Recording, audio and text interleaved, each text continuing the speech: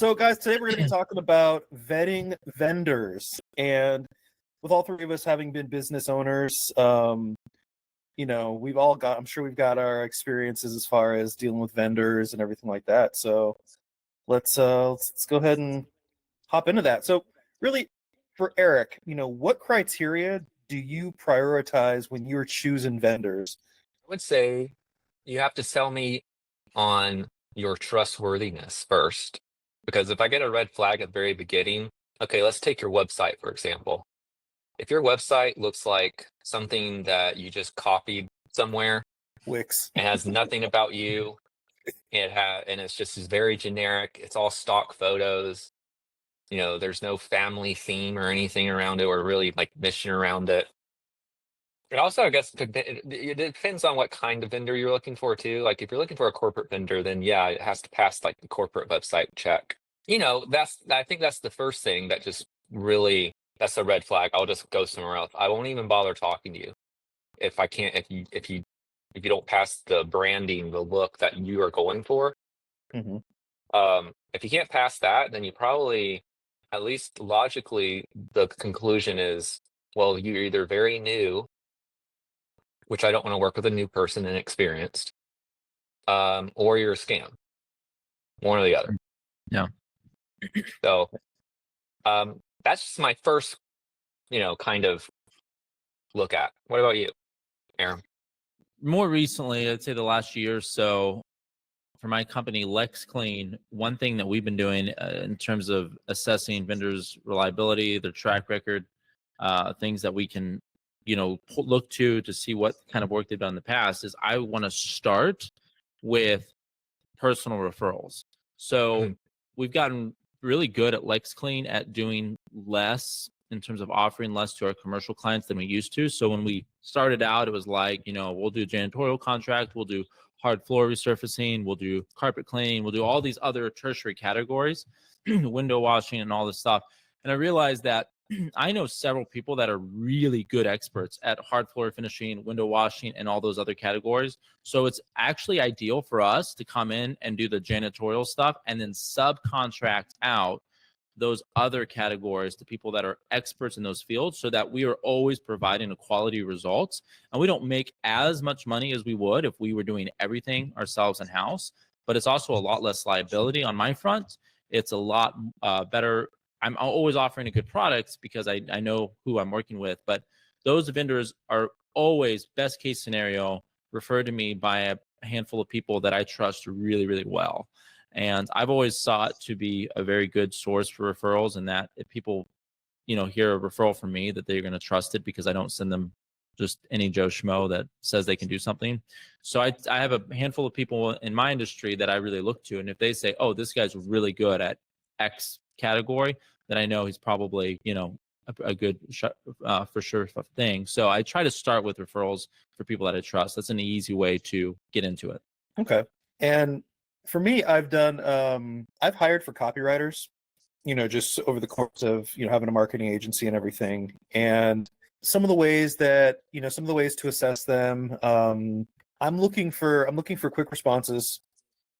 I'm also just looking for, the copywriting community is pretty vast, but also kind of small as you get more into direct response, that kind of stuff. And so if I'm, for example, I did a lot of hiring through Facebook, and you can see, well, do I have mutual friends with this person?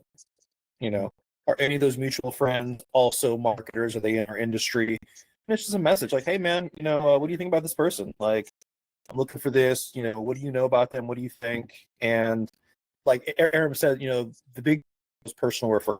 That right there is probably the biggest indicator. And obviously if it's a cold referral, website, not so much, but if I send if I say, hey, respond to this email, and I get a DM, well, I know they didn't read the assignment.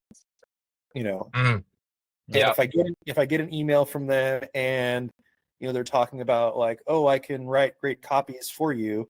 Well, no, you're not writing copies. You're writing copy. And it's Right. very nuanced. Very, it's one of those things, but it matters. It's like tiny flags. Exactly. That add up. Yeah, Exactly. I would do, and I still do this. Whenever every Upwork contract, when I first got started with doing, it's called Upwork now. I don't remember what it was called before. Odesk maybe? But Eli, back in the day, yeah, back in the day, when I first got started there, I would just so many people that did not know what they didn't even read the description and just read the title and applied for the job. And then I'm spending most of the time explaining what the job is, and then they're like, "Oh, I can't actually do that." I'm like, "Okay, well, it's all in the description." And so one of the tricks that I started doing is um, randomly in the description, I would have a random sentence that says something like, in the because there's always like an additional, when you apply for the job, there's always like a little additional questions or something. And I would always say something like, comment on the job, comment on your application, some random word like yeast or Augusto or something like that. And then I would just continue on with the rest of the description. And I would always stick it somewhere in a paragraph. It was always like the Yeah. second paragraph or third paragraph. And anybody who did not do that, I instantly always would skip. I Yeah. know they didn't read the description. and And it's the like, people that did, it was great. I'm like, wow, that works. We did out half the people. well, it was like, what was it? Some band said that the tour manager would request random things in their quote unquote writer. Like, in my dressing room, we want this with all brown M&Ms or all green M&Ms, that kind of thing. Yeah. Or a bag of M&Ms, but we don't want any greens in there. He said, if I knew that if I found a green M&M, I knew they weren't checking, so I would have to check their attention to detail. Sure. And even in just finding copywriters, Yep. hey, reply to this, like you said, that word in the middle of the thing, like, make sure the subject line is banana bread or something random that they would have had to read it, had to be paying attention in order to reply properly. Exactly. And that's the kind of stuff that you want to, and also depends on the type of vendor, because, if you're a graphic designer, then you want to make sure that they're going back to that attention to detail. You want to make sure they're really attentive to that. Whereas if you're a project manager or something that doesn't involve having to be that technical, and you're just maybe it's not so much that attention to detail, but it's more like, I don't know, put these lists of tasks in a certain order within a certain amount of time. I don't know, something like that. Eric, But do you have an experience when you like definitely chose the wrong vendor for something? Maybe not back in 2010, maybe a little bit more recently, where it was like, oh yeah, they were the wrong person, and here's why. That, like, looking back, I didn't vet them properly.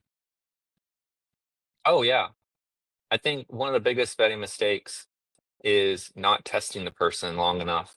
Another big vetting mistake is telling the person they're being tested. Another big mistake that I've made is like, the test is going really well, and you're like telling the person, "Oh yeah, you could do this sometime in the future," which just all that does is give them this like idea of, "Oh, I can just get through this test," and then they would do that, but then they would fall out after I actually gave them the job to do. Mm-hmm. And that actually happened fairly recently with, um, oh yeah, another thing is you don't. It's ongoing communication. You don't really know. Communication can be really good at the beginning.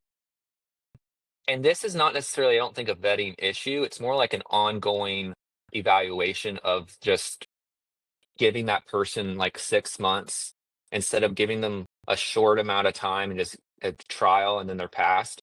You Yeah. need to give them probably a bigger time span of 6 months, maybe a year, just to know, because they'll fall back into their old habits eventually. Yeah.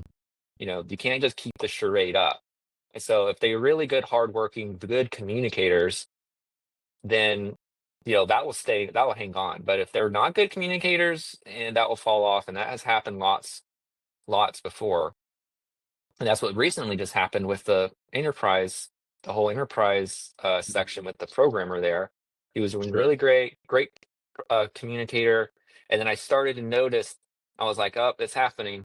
And it was the 3 days not communicating, and 5 days not communicating, then a week not communicating.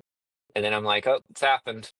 But thankfully, I'm used to having to have backups and stuff like that. But other thing too is it's going back to the quality of the vendor. You pay for what you get, and if you're paying most of the time, you pay for what you get.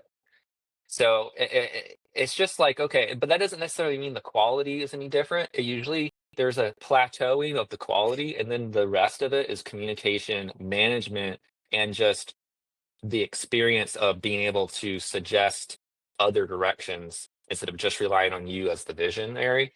Hmm. And that's where you're paying extra for those components, at least in program world, in design world, probably a lot of different areas. But yeah, so it's just a trade-off. If you're paying someone $10 an hour or $20 an hour or something really low, then you have to consider the quality is going to probably be terrible.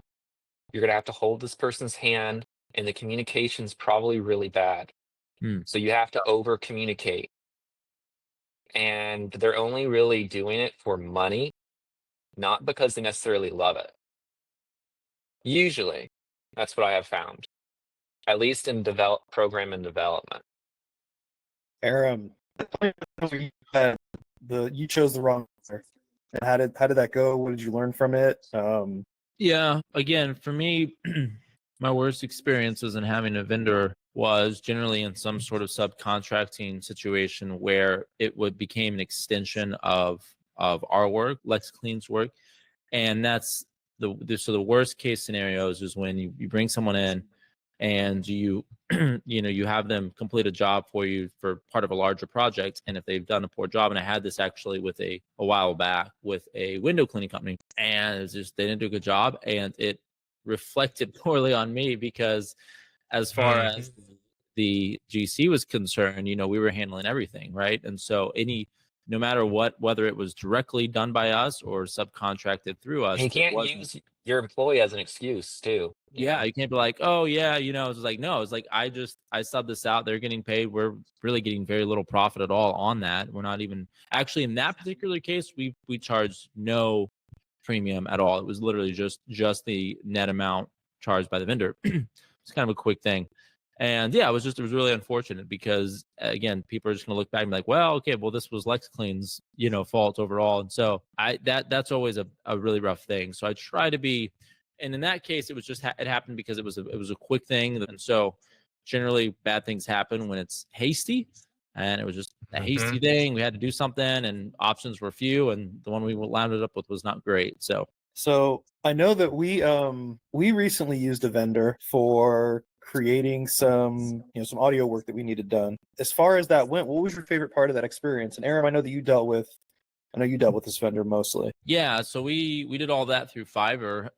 Eric and I have a number of experiences now with Fiverr hires, and I really like this. Actually, in terms of the people that I've used, he was definitely the best in terms of speed of communication. He was really on top of it. I didn't have to wait days for any replies, so I really like that. I picked him because, and this is the cool thing about programs like Fiverr, when you're getting that kind of help, is there's hundreds of people on there for a particular category, but you can kind of take a look, like how many ratings do they have, how highly are they rated, are they like in that extra like plus category for Fiverr.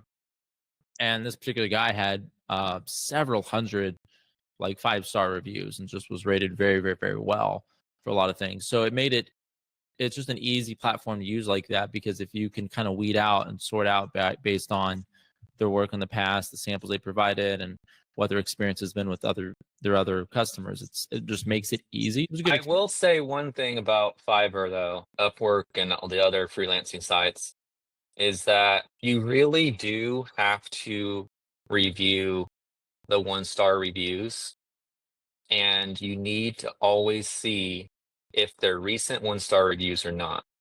Mhm. Because the big issue right now is that you can pay for fake reviews, Right. and almost everyone does it because they know they're not going to get hired if they don't have 5-star reviews. Yeah. So they're going to pay for those. The people that are leaving reviews are the people doing the 1-star reviews. I would rather see no 1-star reviews than to see all 5-star reviews. because if the order count, because on Fiverr you can tell how many people have ordered it, and then versus on Upwork you can also see like how many people have hired them based on their history. Yeah. So if you can offset, like that's the metric. You say if there's only 2 1-star reviews out of our hundreds of people that have ordered it, Right. then that's actually decent. That's not bad. But if there's 100 1-star reviews out of whatever amount of orders, then that's a little. And you have to look at how recent those 1-star reviews are. That's probably the most important metric. Yeah. And the same thing goes for Amazon. If you guys have ever ordered off Amazon, people use paid reviews all the time. Go always sort by the 1-star reviews. If the last 1-star review was "this is a scam" and it was from last week, then it probably is a drop shipping item and it probably is a scam. That's probably the biggest thing. Another thing too is that you really do have to know the quality. You have to have some idea. Like you don't have to be a master at it, but you have to have some idea of what they're doing in order to know the quality of what you're getting and the quality of their samples. Take copywriting, for example. You know all about that, Yemi. And so if you were to hire a copywriter, you could say, okay, give me what you've done in the past. And you can read that and you have the knowledge to know that's actually good writing or that's crappy writing. I'm not hiring this person. I mean, same thing would go, like for me, it would be website design, e-commerce stores, development work, stuff like that. I've found gold in the 2-star reviews. And oh yeah, those are good too. Those are good too. Because a lot of times they'll, the 1-star reviews can be someone who's just disgruntled, a competitor. It can be that, whatever. Yeah, that's true. But you look for That's true. patterns in the 1-star reviews, but then you look at the 2-star reviews because they're like, well, it wasn't completely bad. It was just mostly. And a lot of times they're more detailed. Yeah. They're more detailed. I would say 2 and 3 stars are more detailed, and they describe they're like, I needed to return it, but the customer support was really good. The product was really bad. Yeah. Let's lightning round. If you could create a dream vendor for your startup, what quirky feature would they have? Quirky. An